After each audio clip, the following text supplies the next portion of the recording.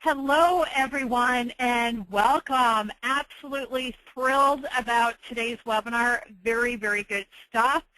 To let all of you know, Dina Simon is going to do just an awesome job with this. A couple of quick housekeeping things for you. There are a lot of people on the call today. Unfortunately, that does mean that all of you are in the mute-only mode.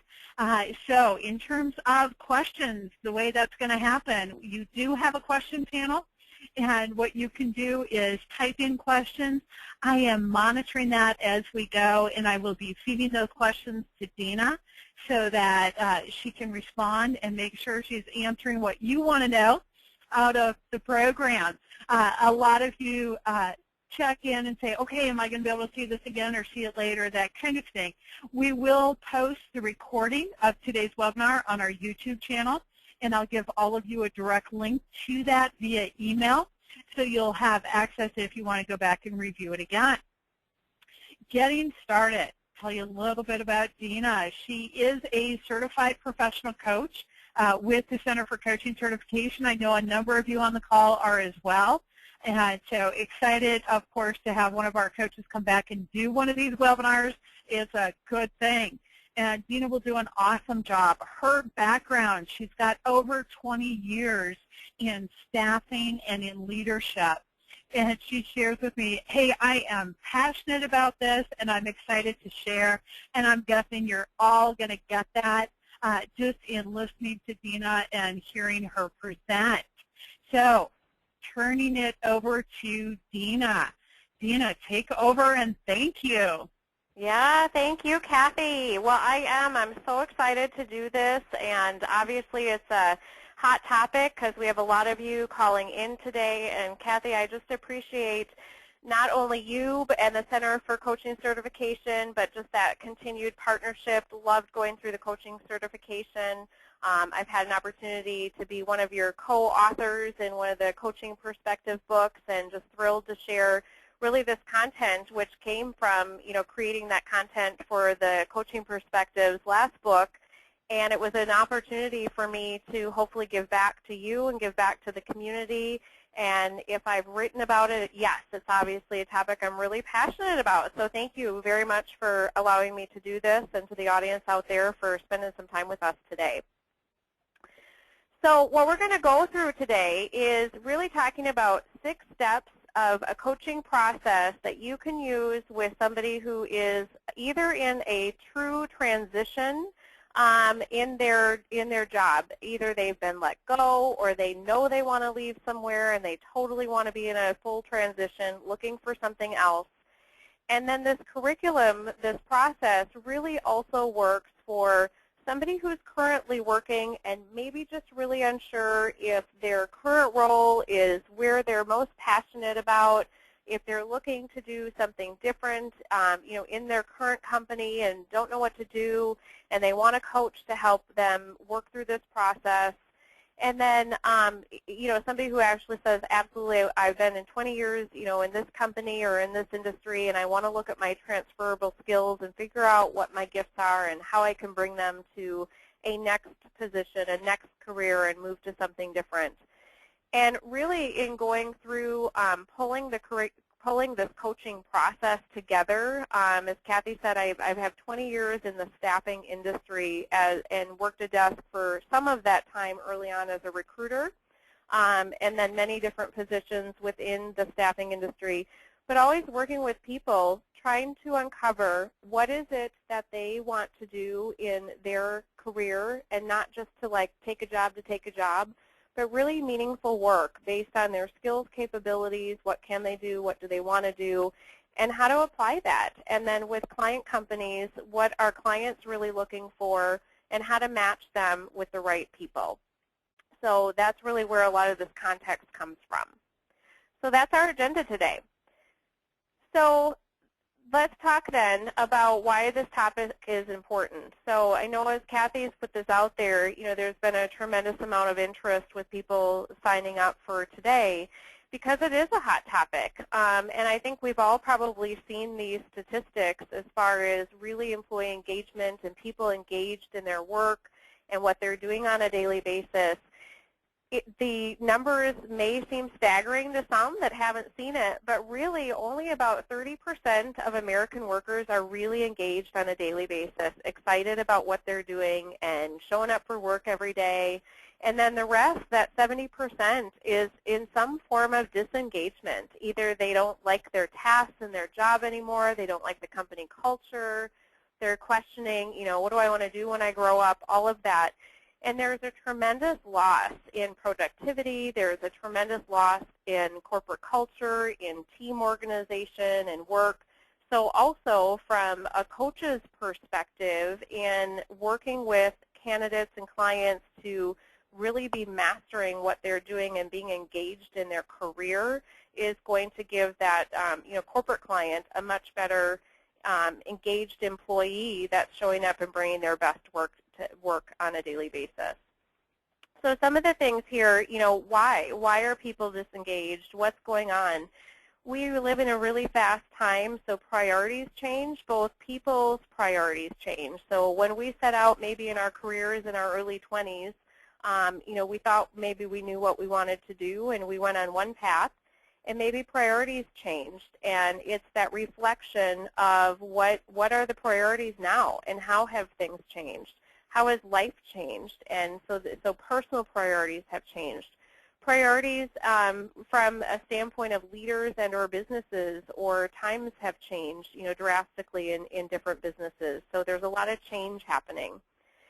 The other thing, and we're really going to talk a lot about this through this process, and it's one that I think people forget about, but our skills change. And that's that skill inventory on what is it that I do well, and what is it that maybe I did really well before and I haven't done it in so long, but I really enjoyed it and I want to go back to it. So skills change, and so often we are so busy just doing, we actually forget to take the time to think about what is it that we are doing. So from a coaching perspective, really getting high level with our clients to say, what are those skills? What are you doing? What do you want to be doing? And what has changed? What skills have you developed, and or what skills do you want to go after? And really having that conversation around that. Team dynamics change. It's really fascinating. We all work with clients to say, oh my gosh, I love my company, I love my job, but there might be just this one person on my team that I can't work with anymore. So team dynamics change, and so really uncovering, kind of what's going on within the dynamics of somebody's team could have an impact on why they're disengaged with what they're doing today. Again, business goals, similar to priorities changing. The business could be changing drastically. The person might be feeling, wow, the bus is going in this direction, and I'm not sure I'm still on the bus anymore. So how do I really evaluate what's going on within my current position, my career, and where I want to take it? And then leadership changes. So often things cascade from that top leadership level within an organization. If leaders change, there could be a huge new direction. So where is that person on their career path, and if they were really tied to maybe the message and the culture of a leader that now is no longer there, some of that stuff comes into play as well. So really just a hot topic on why people find themselves disengaged, and some opportunities to really look at what are your clients' skills, what are their talents, what are they able to bring to the table on a daily basis that allows them to be just engaged and excited to show up for work each day. So Kathy, if you want to click to the next, there we go.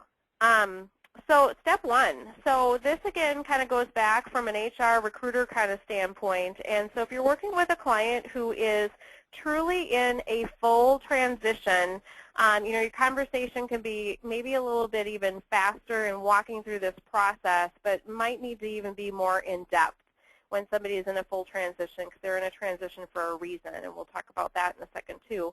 If it's somebody really just saying, I feel stuck and I want to explore, can I find something else in my current company, or do I need to look elsewhere? Past performance really does predict future performance. We bring ourselves with us to next jobs. So often people, quit and go elsewhere, and they realize that maybe they find themselves in a very similar situation, because some of the things that maybe were going wrong in a past job were actually things that they were bringing to the team or to the culture. And so some of that self-exploration about what's been your past? Tell me about that. So what's going on? You know, tell me about a time in your career that you were really thriving. What was that? What did that look like? What was going on? Who was around you? And why were you thriving? Like really get deep down into what does thriving mean to you and what did that look like? You know, walk me through the team dynamics, where were you, and just really try and get them back into that place of how they were thriving and have them describe what was going on. And then the next is, you know, tell me about the situation and the people around you and the company. So really specific more about just the team. So the first step is more about, you know, get them telling about the emotions on how they were thriving and what was maybe the project and things they were working on from their own perspective.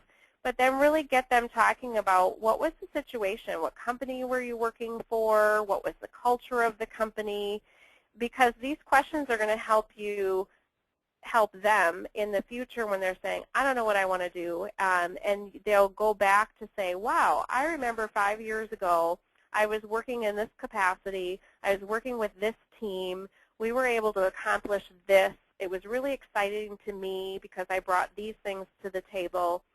So just again getting them really grounded as to what was that past performance, because it will then come back up to help predict their future performance.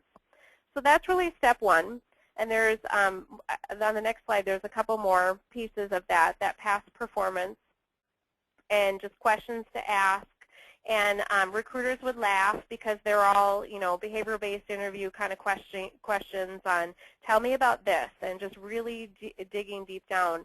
And not just in their current role, you can go back through, you know, their entire career if you want to, and build out a matrix to really start seeing where is their synergies, where are you hearing themes and threads come back up over time. So then favorite job duties, you know, so why? What was your favorite job and why? What were the things that were happening, the duties? What were the things that we're working on in your team?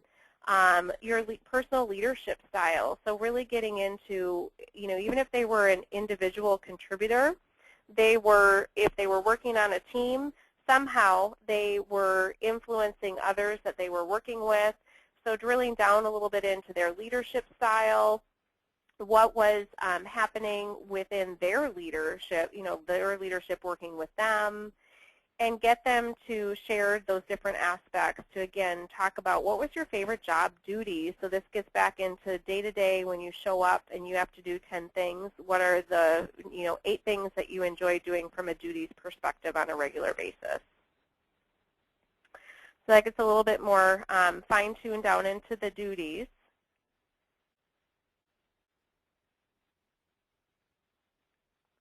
Sorry, Kathy. Okay. And so just asking those great questions, really uncovering past performance, what were the job duties, and now this is where the fun, I think really where the rubber meets the road.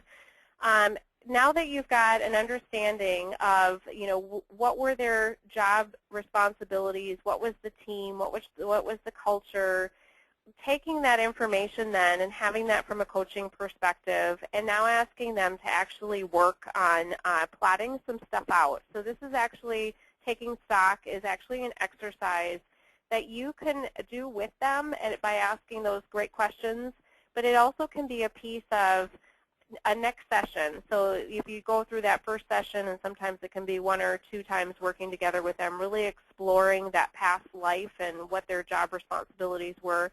This taking stock exercise, this is really fun because it gives you an opportunity. You create literally, and I do have a worksheet that I'd be happy to share with anybody, but you create kind of 3 columns to say, let's talk about your strengths, and this goes back again to tasks and duties and where they were thriving.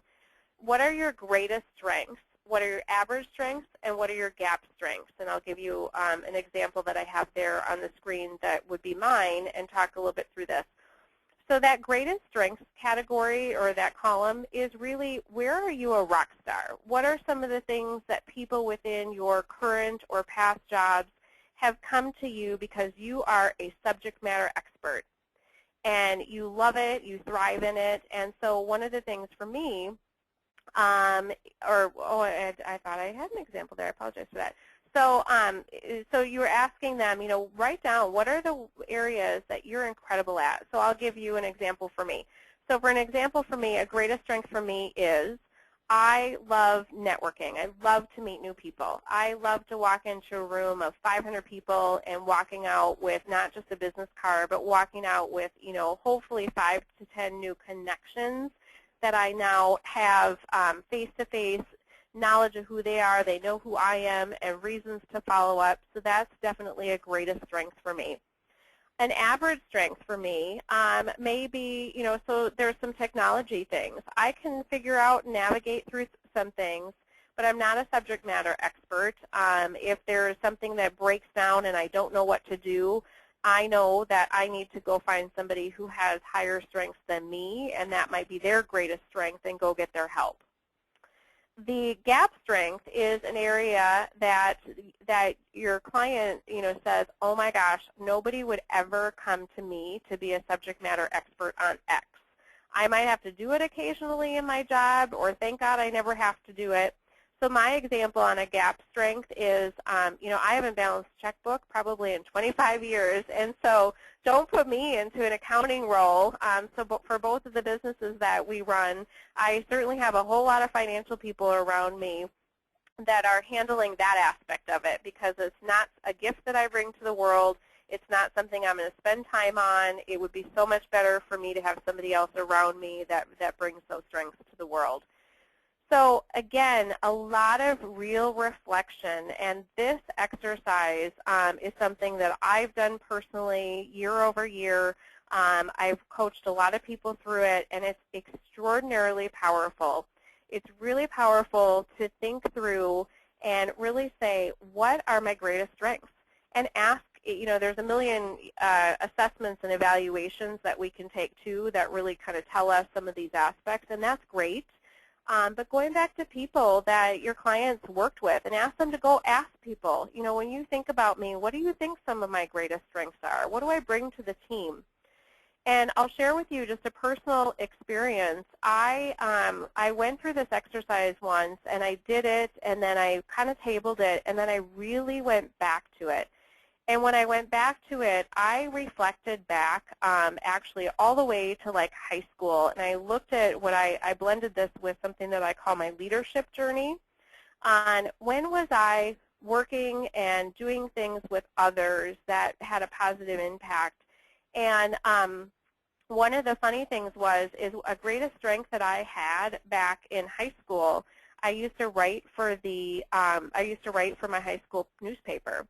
And I had stepped so far away from that when I actually looked at some of the writing that I had done 20-some years ago, I'm like, oh my gosh, I can't even believe that came from me, because I walked so far away from that a greatest strength of mine once that got pushed to the side was maybe no longer a greatest strength because I hadn't continued to fine-tune my writing capabilities.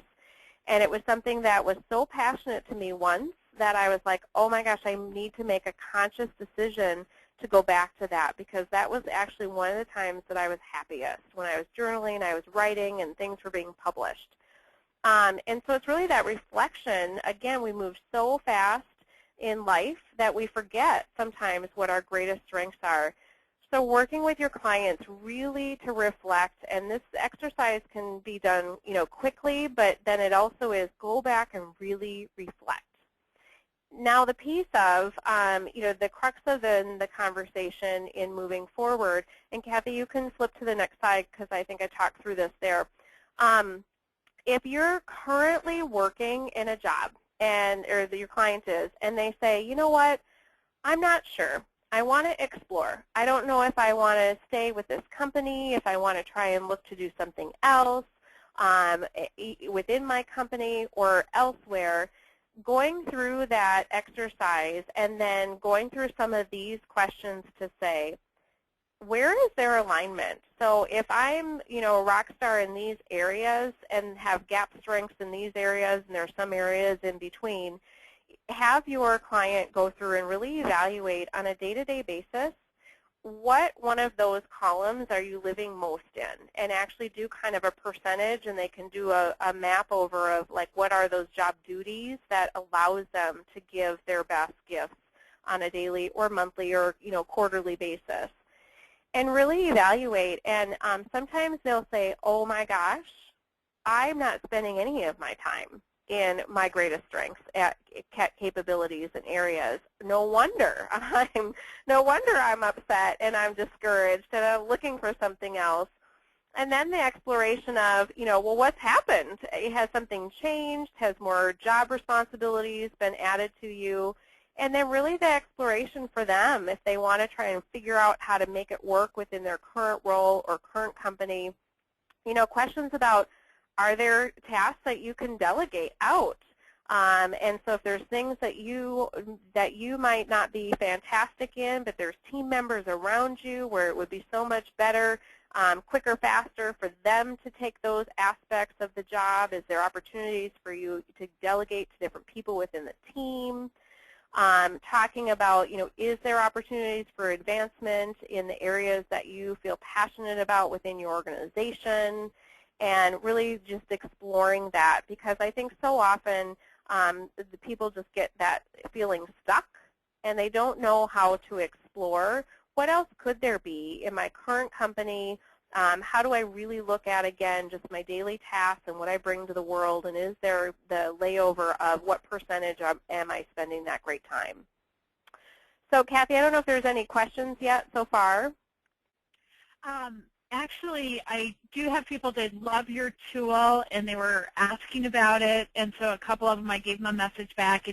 It's your tool. I talked about you being available later, and then that I think you're giving them a model for them in terms of what they can do. Yeah, absolutely. Absolutely. Great. Excellent. Yeah, and if you want to flip to the next slide, but yes, I'm absolutely giving you a model, and I have it. I have a worksheet. I mean, this is the process that I take people through all the time and love it, and I go back myself, and I'll share that too, but I'm happy to follow up with anybody after, yes. So, awesome. Thank you. Yeah, so really, in exploring what can that future look like. So the corporate culture, so again, current situation, somebody's currently working, this can get tricky. A lot of times, unfortunately, we've seen people leave companies because they don't feel that maybe they can be authentic to say, you know what, I'm happy maybe 50% of the time, but the other 50% of the time I'm not really excited about what I'm doing or who I'm working with or the projects that I'm working on. And so sometimes the corporate culture might not allow a safe environment for the client to go and say those things. And so there is some exploration around that. So from a coaching perspective, asking some good questions around, talk to me about the culture. Have you seen other people transition into other roles? What does that look like? How do they feel, leadership within their organization may support them? Do they have leadership champions that might work with them and help them see to their happiness in a different job opportunity within the organization? Who do they have as a coach or a mentor? So outside of you being a professional coach to them, which is amazing because the opportunity to have somebody from the outside in working with them to look at that high level, that's why we work with our clients and love it, because we're able to help them see by the questions that we ask, just to help them see maybe some different opportunities and look at things differently. But also in their organization, is there a mentor? Is there a coach? Really asking them to kind of look at that. What's the current situation? And how can you leverage relationships? What are the politics and dynamics? And just really getting them thinking about that. I'll share just a quick story there too. I have a brother-in-law who went into he's very risk adverse. Been with his organization for like 17 years, loves his job, so it was nothing about his job. But he went in and said, hey, I've made a decision. I'm moving from Minnesota to Colorado, and I hope you support me, and I hope you let me telecommute. So that was a pretty big risk for him, and I sat listening with bated breath saying, what do they say? Because that was a really big thing for him to just walk into. And he said, they're getting back to me. And they did get back to him and absolutely said, yes, we love you. We want you to stay with our organization for another 17 years. But part of this self-exploration that he went through before he went in and took that big risk is he went through this process to really say, what is the corporate culture? Do I feel comfortable that I can have that conversation with my leadership team and the people around me? Because we all know there's organizations that might have said, well, that's great if you want to move, and then, we take that as your 2-week notice kind of thing. So it's something just to coach them through, really looking at what have they seen in the past, who are the people around them from a mentorship and a coaching perspective. So that's it for if they're currently in a situation. And then on the next slide, Kathy, is some more on this. So exploring your future, what's the possibilities, taking a look at, when you look at that area where there's gap strengths or even your average strengths, is there something that, I could go get recertified in? Is there something I could go get additional training in? Is there something that was a skill that isn't a skill that I would really love for it to be a skill again? So exploring that. Dina, I'm gonna jump in. I think there's a great question, and you're moving into a different direction. So I want to take you back to where you were. And they said, have you had clients change culture in the company? Oh my gosh, that's a great question.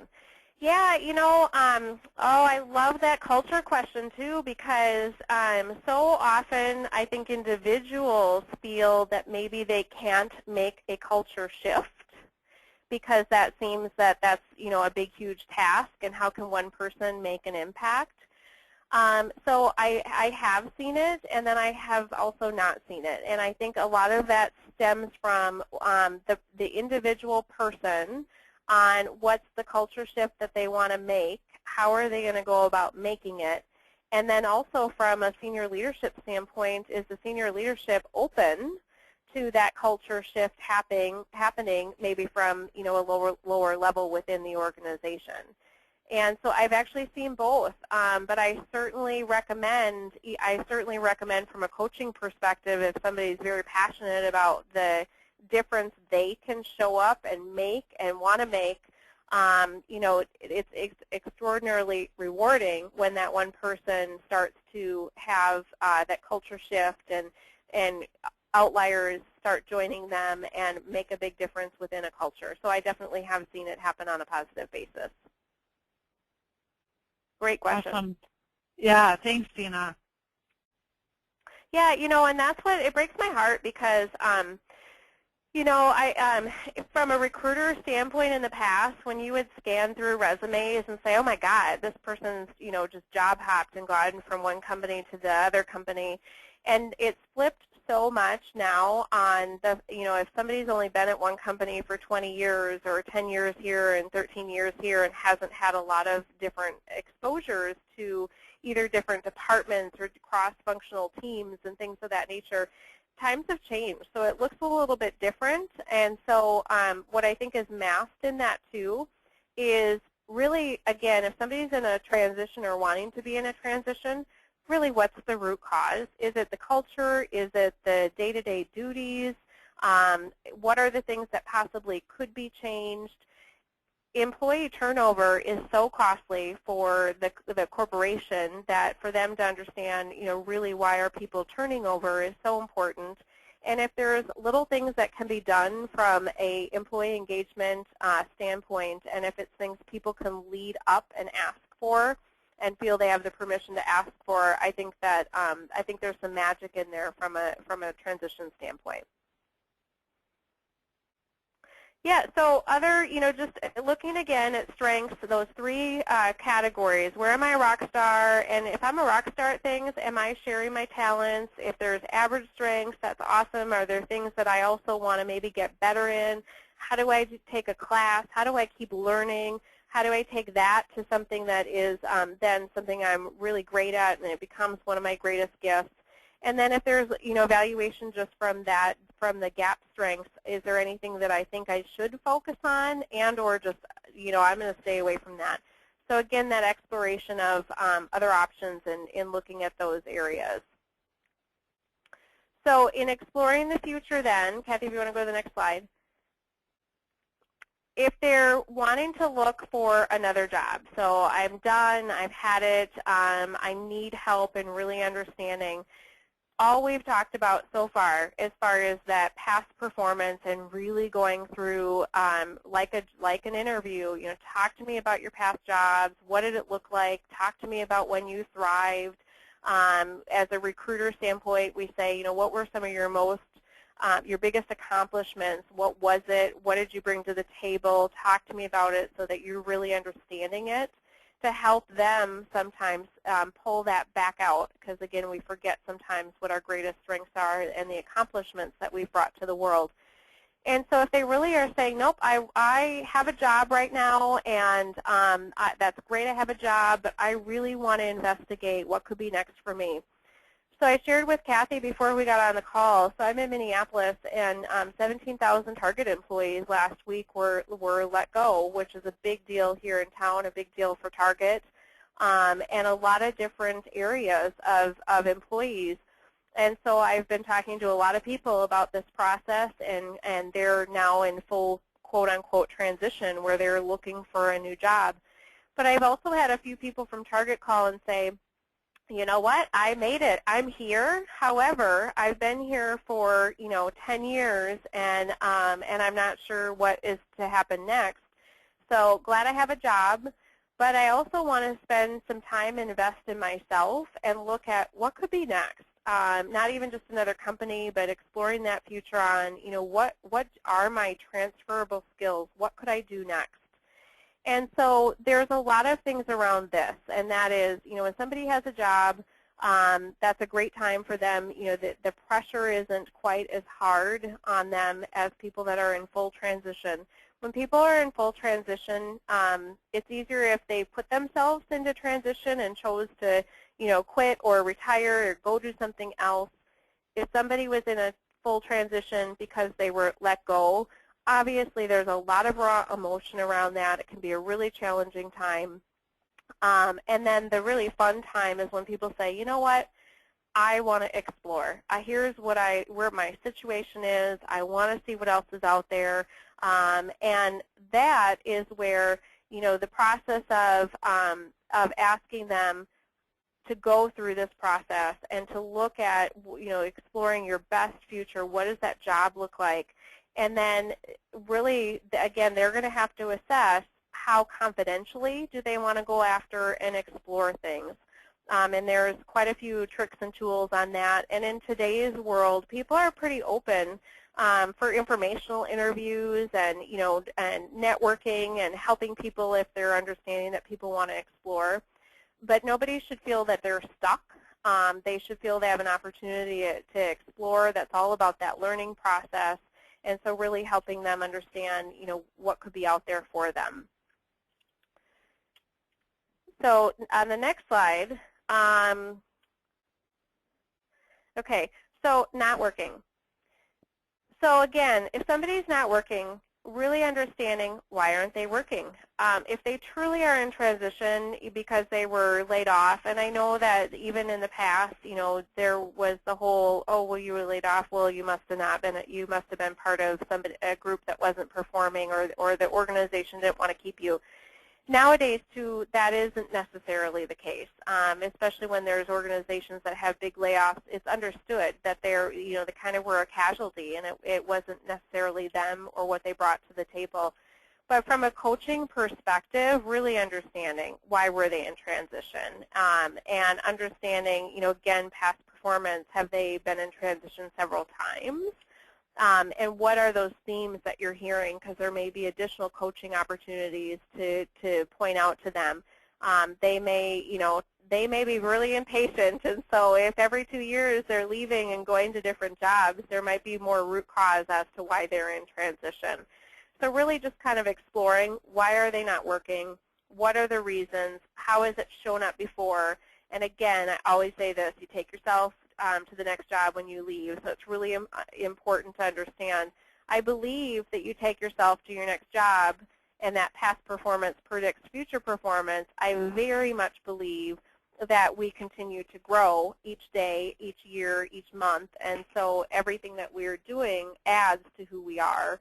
And so what you are today is not what you were 5 years ago, certainly, but to really look at some of the patterns and some of the things that continue to come up are really helpful from a coaching perspective to understand what your client's gone through.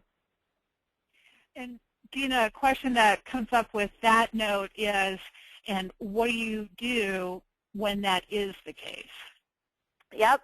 So that's where some of the questioning on, well, why do you feel you've been, explore why have you been in this situation 3 times over the last, 6 years, and really getting them to start seeing their trends on why they've left. Or do they blame it on their boss all the time?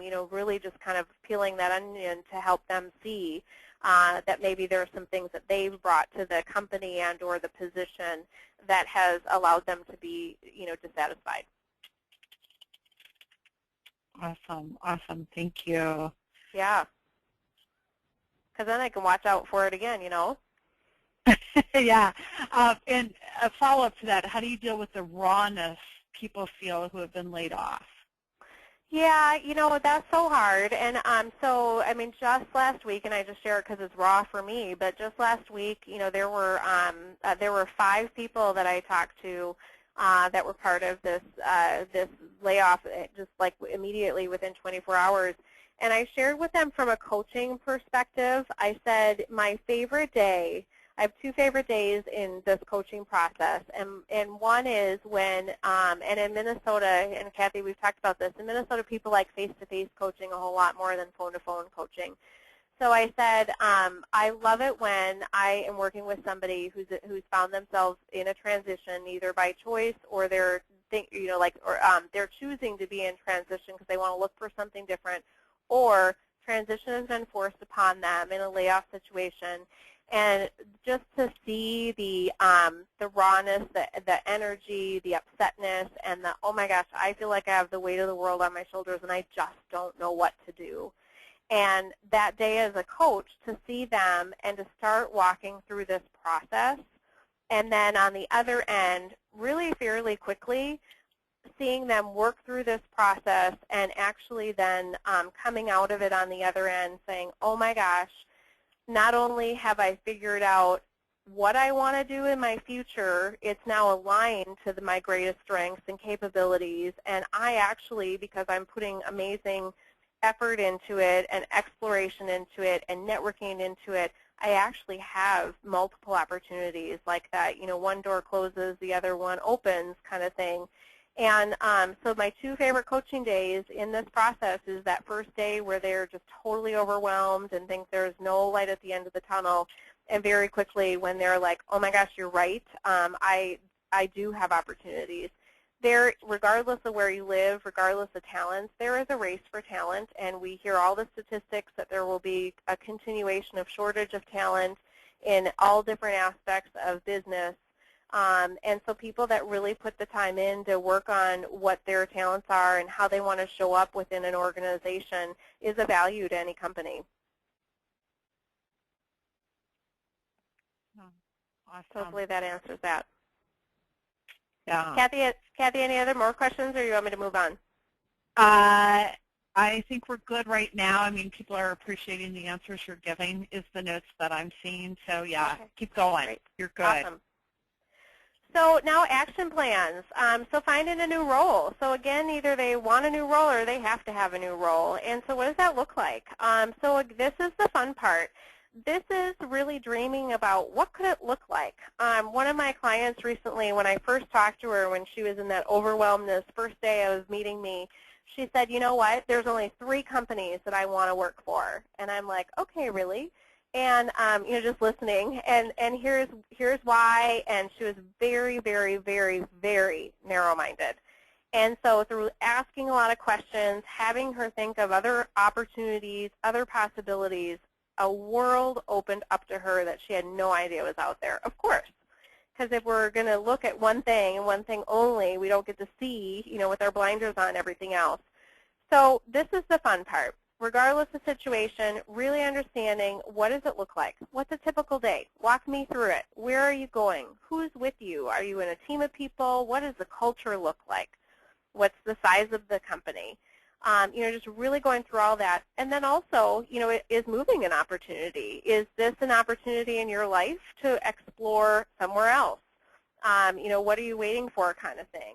So dreaming and dreaming really big. This is that area to dream really big, and then we'll help them get fine-tuned in a second here. But really dreaming big, what does that ideal role look like?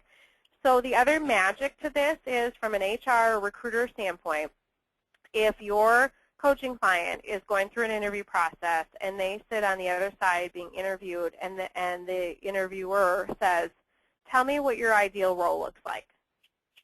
They now have done some of the homework to show up for that interview and they can kind of laugh in the back of their head and they can say, well, here's what it is. And it's always a question as a recruiter that I would always ask, tell me about what your ideal role looks like. What are you doing on a daily basis? Because it's a checkpoint on, are you interviewing for the right role that you'll actually be lined up for success?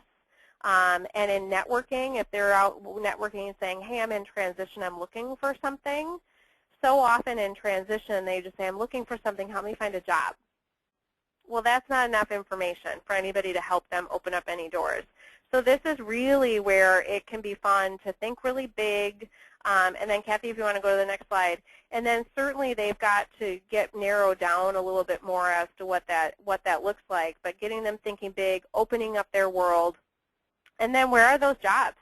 Really asking them, there is so much information out there today from chambers of commerces and book a list from business journals, but who's out there? Where could these roles be?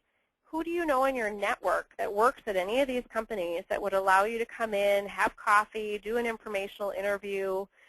What networking groups could you be a part of that are going to attract people from those companies to those either business groups or user groups? And so how do you get out and network with yourself?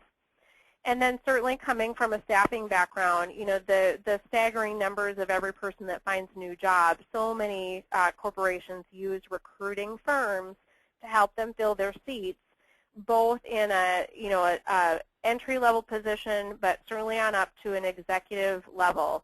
And so if it's a director level or higher, what professional search firms are in their area, are in their expertise, because it doesn't have to physically be in their demographics.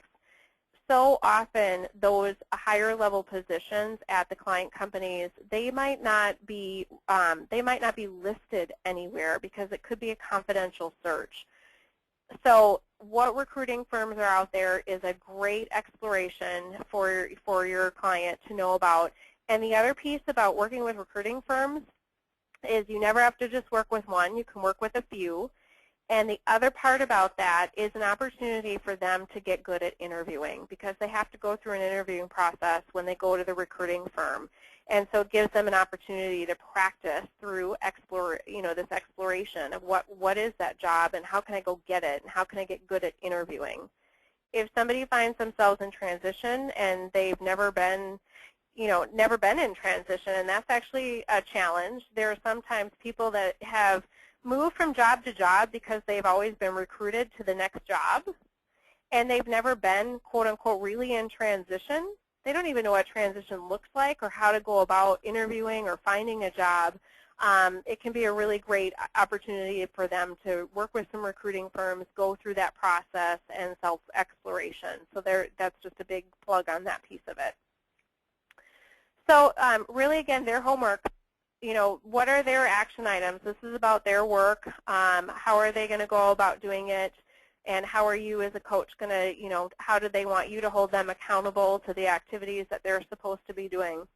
The networking and relationship building. So I kind of talked a little bit about this. So networking and building relationships. And so, okay, if you want to work possibly for these 10 companies or these are the types of roles that you want to go after based on the talents that you bring to the table and where you're really passionate about where your future could be, where, again, are you going to network? How are you going to build relationships?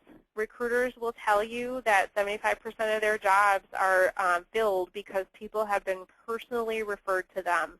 And so it's that network. And the network piece of it is people don't really always know how to tap into their network.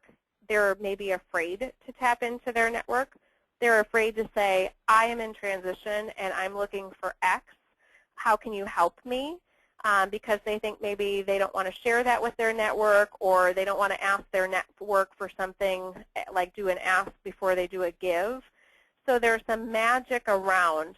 Talk to me about what's your network like, who's around you, and how to have that exploration around how do you ask for help, how do you ask for your network to help you open up some doors.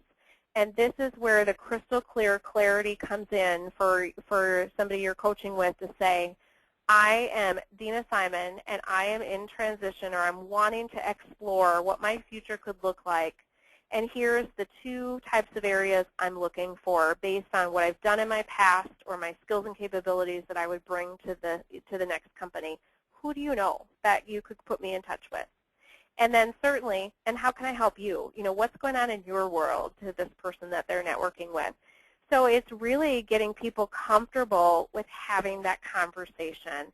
And this is a really piece of the secret sauce. People are so afraid to ask for help. They don't know how to ask for help. And really helping them get good at what does that conversation look like, and who can you go have it with, and go have it. You know, make action happen, and how many people are you going to have this conversation with? So networking and relationship building. So networking 101. You know, where do I go? Some people are not like me, and it's not their greatest strength, and they would say, oh my God, I'm not walking into a room of 500 people. Are you kidding me? Like, that would just paralyze me even more than what I'm going through right now. So where do I go? You know, figuring out, helping your client understand there's a million places you could network yourself actually to death and never accomplish anything in any of our communities. So where to go, get specific based on who's going to be there. And I'll just jump down to that. Who's going to be there? Anything today from an Eventbrite or, you know, list of things, you typically can see, okay, who do I think might be there? Is it an opportunity I'm really going to be able to network with people? And so really understanding, you know, doing some of that homework around why should I go, who's going to be there, and if I know a list of people that are going to be there, how do I find those 3 people? And it's not uncommon for people to meet somebody that they know, like a networking group, and say, I specifically want an introduction with so-and-so. Do you know them? And if that person does, yes, let me walk you over and introduce you. So networking can be so, so key to opening up doors, opening up opportunities, getting your client just comfortable with having the conversation. It's really powerful. And then do they go alone, or do they bring someone? You know what, if they're scared to death with networking, absolutely they should bring someone. It doesn't mean that they've got, you know, somebody standing right next to them the entire time, but if they have somebody that, if that will allow them to go and get out of their comfort zone to start networking, absolutely bring someone. And then just coaching them on, you know, you can't stand together the entire time. You have to split up and go network. And then it goes back to what's your 30-second commercial. And Kathy, we role-played this when we went through the coaching certification. People need to be able to say, here's who I am and here's what I'm looking to do. And that is one of the things that has driven me crazy from a recruiting standpoint and even a coaching standpoint. If somebody can't articulate what it is that they're you know, who they are and what they're looking to do and how somebody can help them, the person on the other end doesn't know. So again, it goes back to saying, you know, hi, I'm in transition, I'm looking for a job. Who do you know that can help me? Well, that person on the other end would have no idea. What are you looking for? What type of work? You know, but if they showed up and saying, I am in transition because I was just let go from this major corporation, and here's what I'm passionate about. Like if they have that energy to say, here's my 3 greatest strengths that I bring. Who do you know? Is there anybody you could introduce me to? It's a much more powerful conversation. So making sure they're really crystal clear and comfortable, and they will be in that when they go through this exploration and this process of looking at their past and looking what they want to do. And then follow-up is king, and that sounds silly, but if somebody's not used to networking and building relationships, how are they following up with people? And again, people want to help. They just need to know how to help you. and building those relationships, and then just keeping them at it. And it can be really discouraging if it's somebody who has not networked in the past, and they've been in a world where if they're a sales rep, obviously they've been out networking, but it's really a sales technique on how to network, how to build relationships, how to ask good questions, and how to be engaging with people. And so there might be a lot of coaching around keeping them up and keeping them excited and understanding the benefits of it.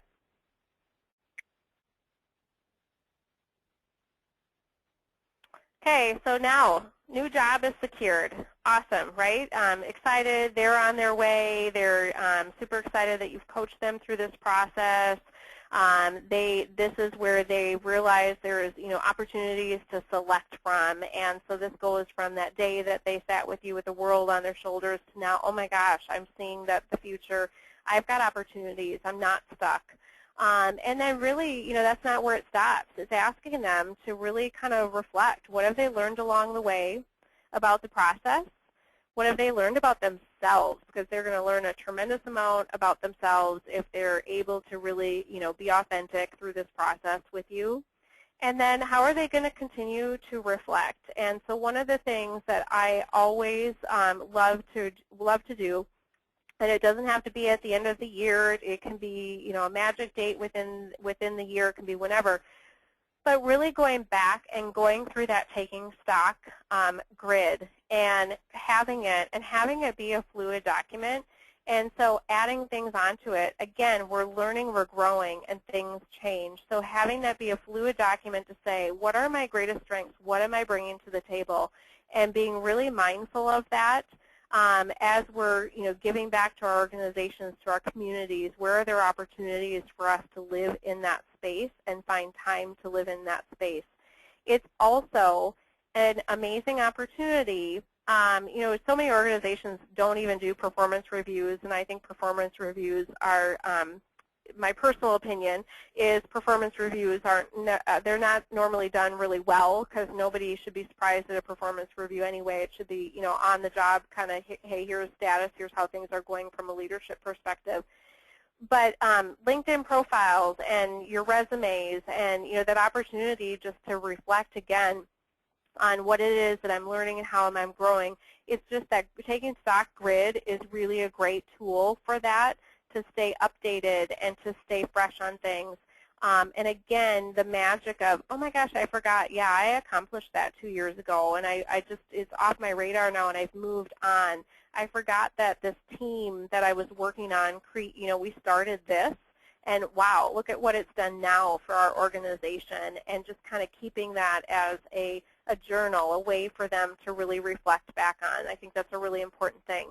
So not for them to throw all this stuff and the work that they've done now that they've secured a job to the wayside, but really to stay mindful of the process that they've just went through from a self-exploration standpoint. And then how do they want to celebrate?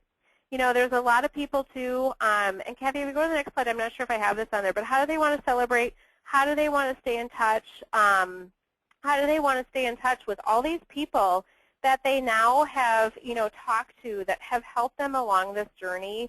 Somebody finds themselves in transition, and a dozen people help them with informational interviews and things of that nature. The follow-up back to the people that they've networked with is so critical, and I'll give you a live example. I actually have a family member who I said, I'll give you 3 connections based on what I think that you're looking to do and want to do and can do. I'll give you 3 connections, and then I want you to, keep me posted. Let me know how it goes. So this wasn't in an official kind of capacity, but let me know how it goes, because I want to know how it goes. I want to know where maybe I missed the mark on who I'm referring you to. And I want to know, just how it went. And she never followed back up with me. And like 2 months later, and I tried to follow back up with her, and I said, monkey's off my back. I did help you, so you can follow back up with me. My husband walked into a business and saw her working somewhere that I actually had connected her with, and was shocked to find out that she got a job through a connection that I had made, and she never ever followed back up with me to say, oh my gosh, it worked out, and thank you. So just, my personal story, that didn't sit real well with me. And so when we're working with your clients, you're coaching them really on that whole follow-up.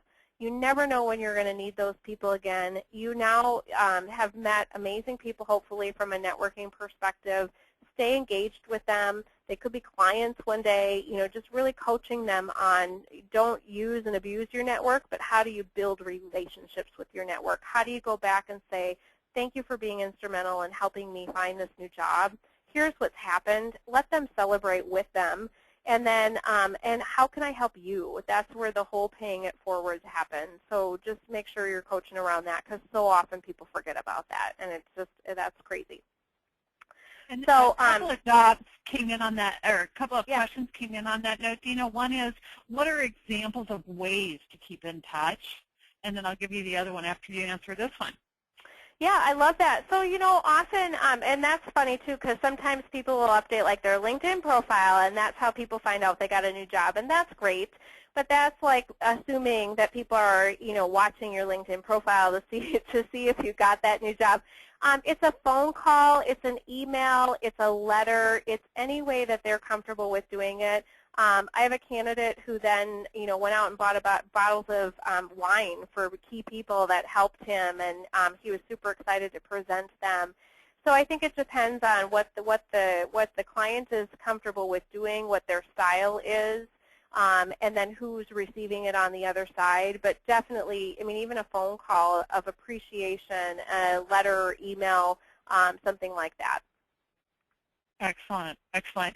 And then a similar question related is, how do you recommend staying engaged with the client once they land the job? Yeah, especially great question. if your role was coaching them to find the job. Yep, that's an awesome question. So, as a coach, and they land this new job, you're going to have your own thought process on, oh my gosh, this is the perfect position for them, or oh my gosh, I might need to stay in contact with them because I might see some of these past things that happen show back up. You come from that lens of knowing your client so well. So I just, certainly I stay contacted. Anybody that I'm coaching with, they go certainly into my database, and I'm trying to stay connected in some fashion, whether it be a monthly or quarterly basis. A phone call, checking in, 3 months down the line, saying, hey, how are things going? And just, again, being connected. You get, certainly, as coaches, we get really tied to the people we're working with. Again, this is the most emotional, well, maybe not most, because there's certainly other things that are huge in life too, but your career and where you show up every day to work is a really big thing. And so to make this transition from a career, either because you want to or it's been forced upon you, you get very close, and it's extraordinarily rewarding as well. And so staying connected and finding opportunities to work with them in the future. If it was a good experience for them, they will refer additional people to you because they loved the process. Awesome. Yeah, awesome. so it's really an amazing opportunity. I mean, and way to go for the coaches that get to celebrate with the clients that come through on the other end. It's just extraordinarily rewarding. So that's it. So I just, thank you.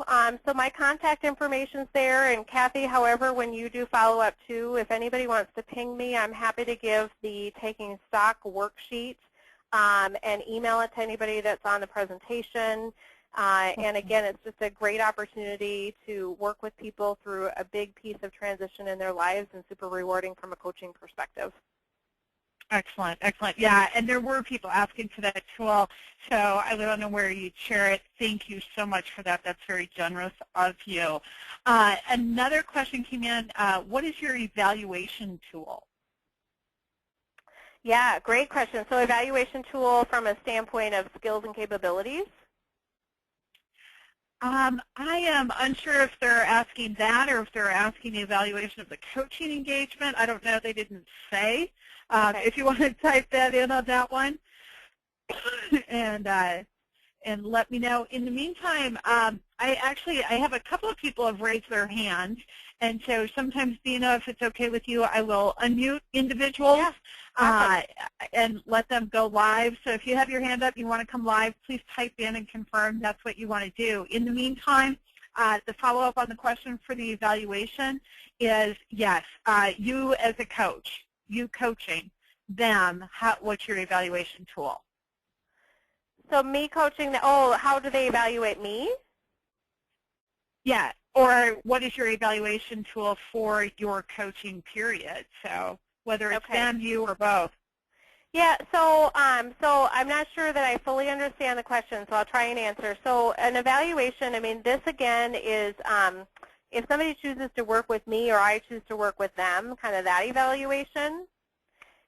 I typically share with them, if it's specific to this type of coaching, I share with them my process, and I share with them, here's process steps that I'm going to take you through, but there's not necessarily an evaluation. They have to be, there's homework to do. I mean, they need to go back and do their taking stock stuff and be coachable and really take the time to do the things that they need to do.